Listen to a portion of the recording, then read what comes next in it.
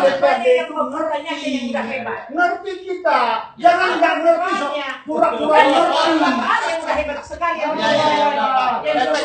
Ditanya di situ yang ngomel-ngomel. Jangan saudara biasakan dengan orang lain dengan saya.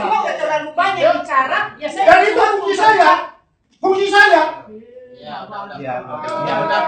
Pokoknya jangan main batas. Baca undang-undang, anggota DPRD itu tidak dapat diapa, diberikan penghormatan. Saudara melebihi kewenangan saudara. Dia tahu saudara. Saya tanya berapa? Tanya. Di situ nggak ngerti apa-apa, mau intervensi staf itu. Staf itu nggak takut sama saudara. Silakan aja tunjuk-tunjuk mulut saya. Orang bapak-bapak saudara tidak punya kapasitas. mau nilai kau orang bapak-bapak ini. Mau nilai.